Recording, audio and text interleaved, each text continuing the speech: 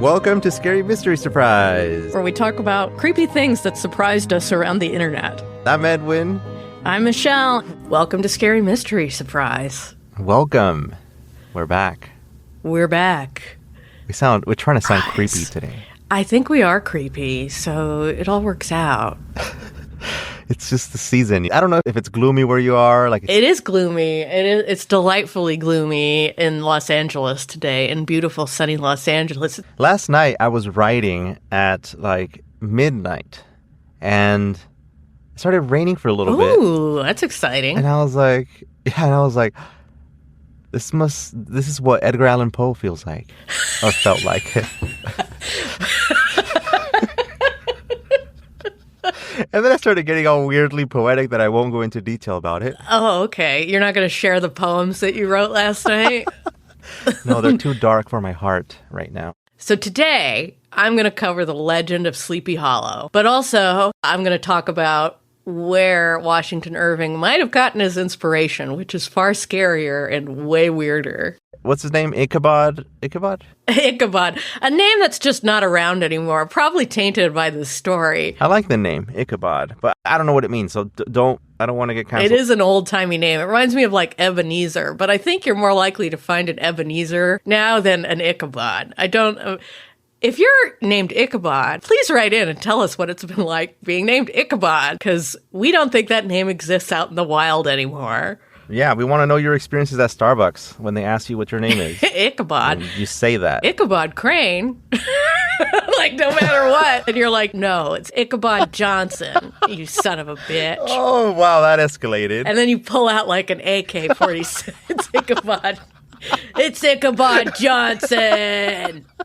Man. That was a gunshot, but it sounded like a gun. Man, that's my gun. I guess I need to work on it. That got out there. Now we have a little precursor to Ichabod. Ichabod comes to Sleepy Hollow, New York, from his home state of Connecticut to be the schoolmaster of the village. Sleepy Hollow is a small, tranquil town. Its residents seem to move a little slower, daydream a bit more, and be prone to believing in the supernatural. Sleepy Hollow's most famous supernatural phenomenon is a ghost called the Headless Horseman, said to be a Hessian soldier who lost his head to a cannonball during the Revolutionary War. Side note, Hessian soldiers were German soldiers that came over and fought with the British during the Revolutionary War, for our listeners that don't know what a Hessian is. The horseman is often seen in Sleepy Hollow riding by the church, where the local historians say he was buried. He is believed to always be in search of his head.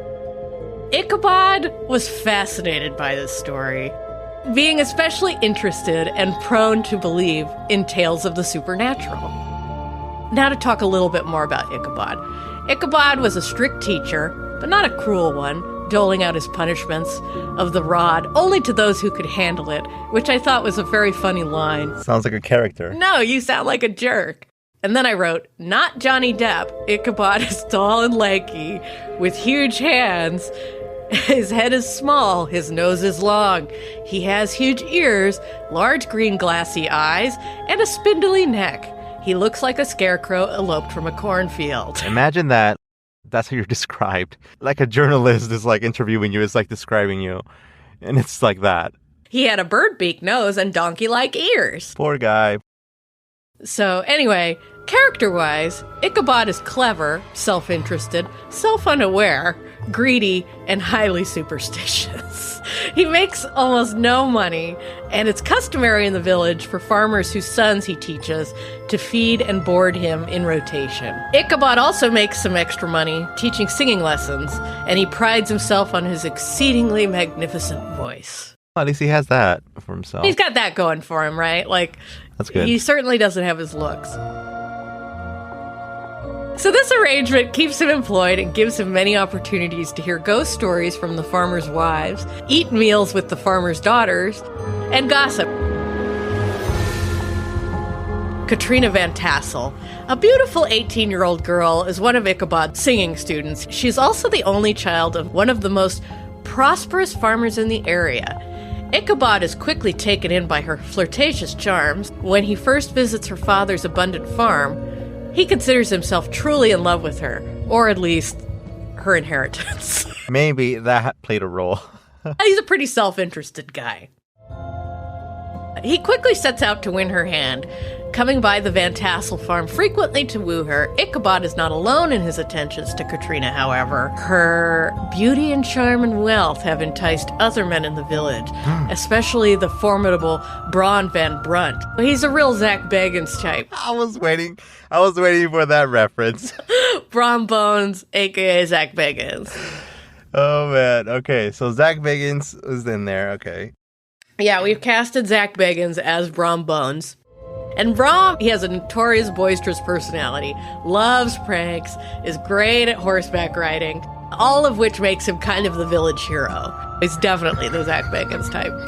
So Brom has already scared off many of Katrina's other suitors. I just imagine Zach Bagans riding a horse. I tried not to interrupt here, but I couldn't. I'm in a little room, so it's not... I have nowhere to go.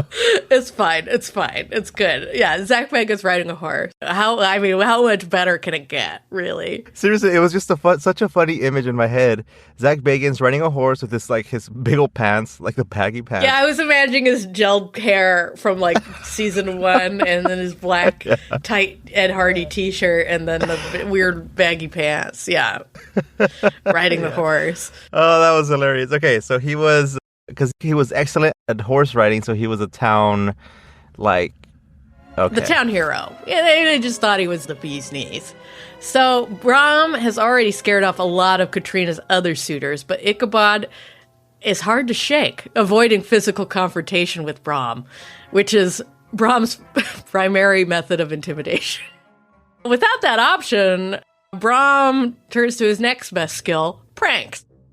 He fills the schoolhouse with smoke, trains a dog to follow Ichabod around howling, and sets many other pranks to frustrate and humiliate Ichabod around town. Just like a huge bully. Training a dog to do that, just howl behind somebody. Yeah. That's pretty impressive.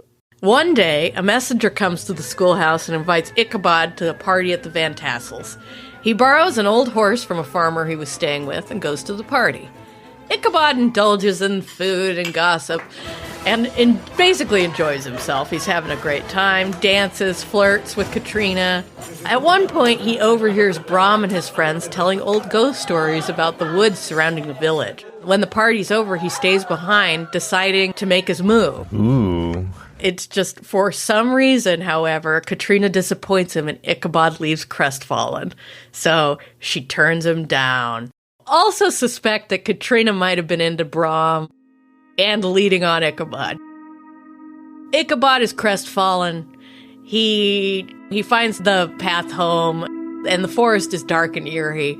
And he tries to keep himself from getting too scared, but he starts thinking of all those ghost stories he heard Brom and his friends talking about earlier at the party. And he just allows his imagination to start playing tricks on him while he's riding home.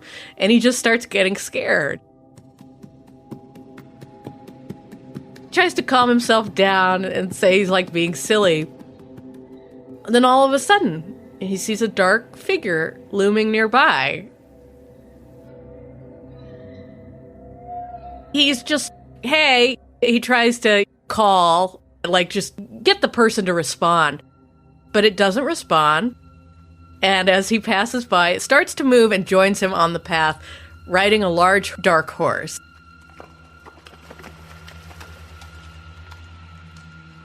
Ichabod is greatly disturbed and tries to shake off his pursuer.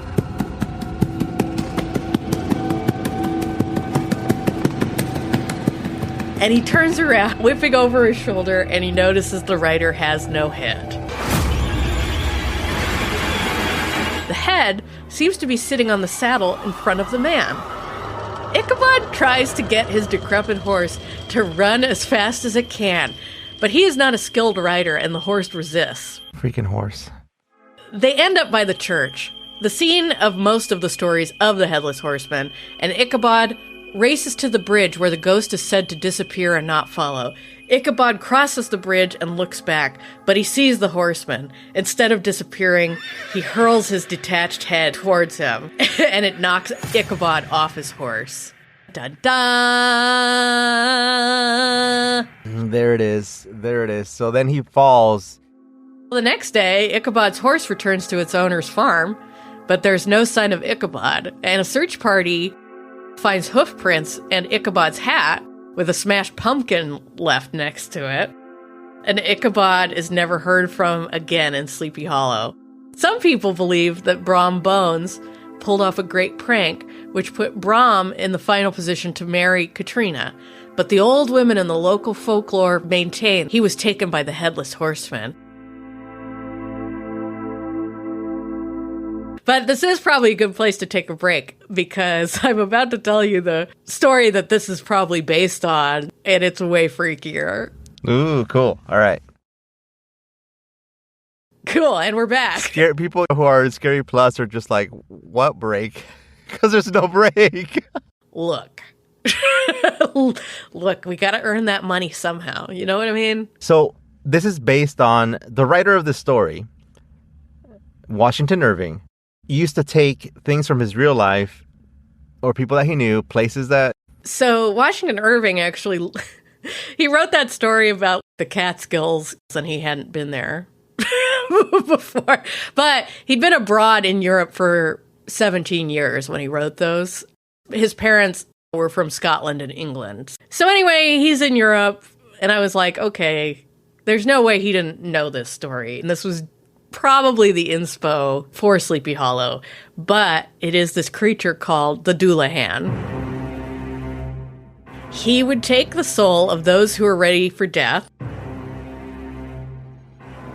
He often rode on a headless black horse, or if it had a head, it had flaming eyes and short-cropped ears that outdistanced its body by 6 meters or more. He used a human spine as a whip and would take the eyes of those who stared upon him. He had a head, and he often carried it along with him, and it was said to look like moldy cheese or yeasty bread in both patina and texture. I wonder who wrote this. I'm like a cheese expert. The Dullahan also possessed supernatural sight, and his eyes would scan rapidly from left to right as he held his severed head aloft and would look across vast expanses of the countryside, even in the pitch dark, allowing him to see into houses of the dying.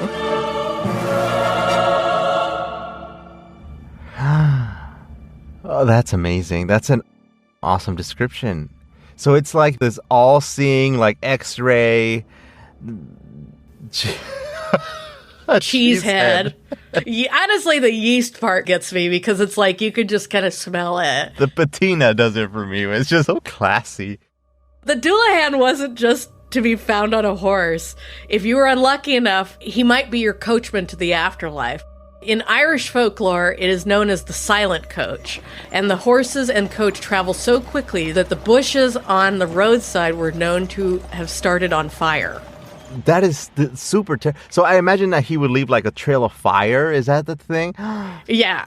Yeah, because he's going so fast. Yeah, that's an amazing scene. I imagine the fan art for this is amazing. Like...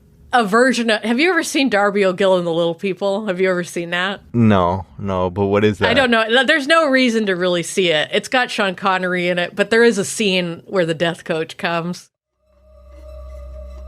So anyway, bushes would start on fire.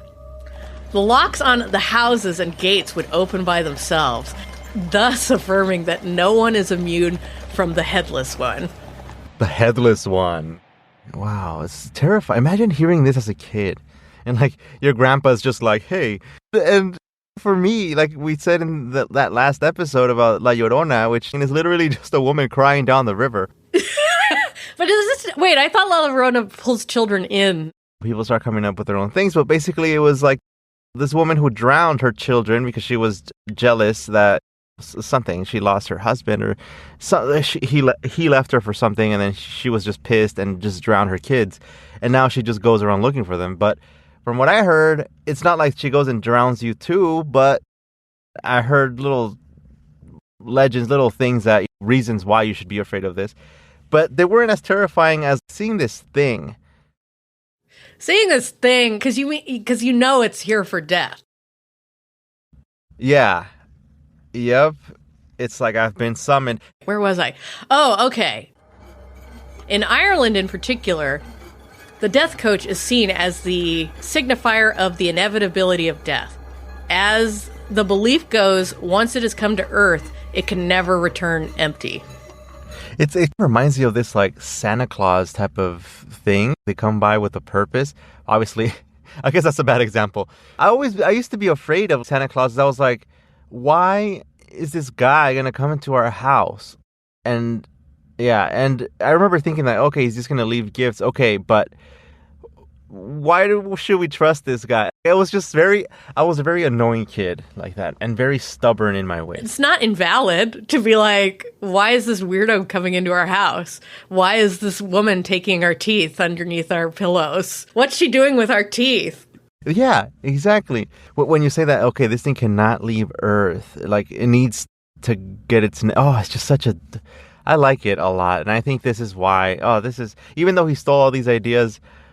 I can see why. They're really interesting. So even for the Irish and the Celts, this was a starkly dark creature.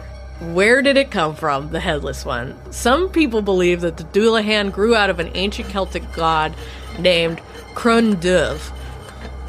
Damn, that language is hard. The dark, bent man. That's what it means, Crunduv. A god who asked for human sacrifice. The Dark Man? The Dark Man.